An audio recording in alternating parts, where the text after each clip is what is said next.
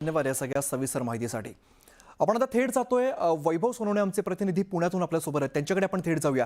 वैभव, आपण बघतोय विधान परिषदेच्या पुण्याच्या जागेचा सुद्धा तिढा बघायला मिळतोय।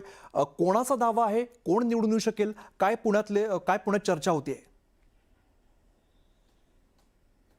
अमित, पुण्याचा यापूर्वीचा विधान परिषदेचा स्थानिक स्वराज्य संस्थेचा आमदार जो आहे तो राष्ट्रवादीचा होता। यंदा सुद्धा स्थानिक स्वराज्य संस्थेमध्ये जे मतदार आहेत त्यांची संख्या राष्ट्रवादीकडे सगळ्यात जास्त आहे, ती 345 इतकी आहे। खालोखाल भाजप 310 मतदार भाजपकडे आहेत आणि मग इतर काँग्रेस, शिवसेना, काही अपक्ष अशी सुद्धा संख्या जी आहे ती साधारण 70च्या आसपास जाते।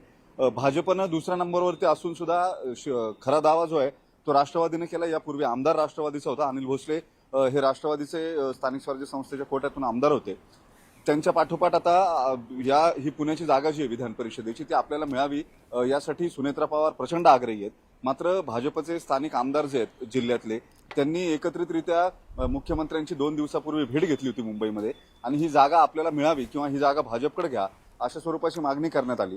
त्याच्यामुळे पेच जो आहे तो पुण्याच्या जागेचा आणखी वाढलेला होता। मुख्यमंत्री त्याला अनुकूल होते, त्यांनी जाहीररित्या हे स्पष्ट केलेलं होतं की पुण्याच्या जागेसंदर्भात सुद्धा चर्चा सुरू आहे। वास्तविक राष्ट्रवादीच्या गोटामध्ये आधीच ही जागा जी आहे ती आपलीच आहे असं सांगितलं जात होतं, मात्र प्रत्यक्षात तसं होताना दिसत नाहीये।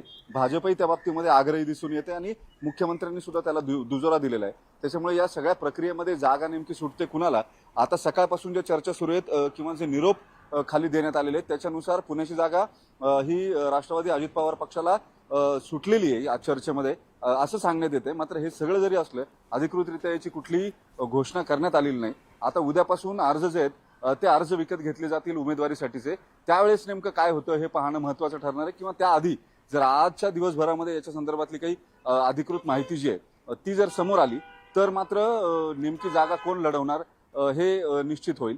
एक गोष्ट नक्की आहे, राष्ट्रवादीकडून फार जोरदार तयारी करण्यात येते, त्या मानानं भाजपचे इच्छुक उमेदवार किंवा जे इच्छुक आहेत ते काहीसे बॅकफुटवरती आहेत, कारण या सगळ्या चर्चांमध्ये नैसर्गिकरित्या पहिला दावा राष्ट्रवादीचा आहे, संख्याबळ राष्ट्रवादीचा। बरोबर वैभव, त्यामुळे आता येत्या काळात सुद्धा महत्त्वाच्या घडामोडी घडणार आहेत। तुमच्याकडून अपडेट्स घेत राहू। तुर्तास धन्यवाद या माहितीसाठी।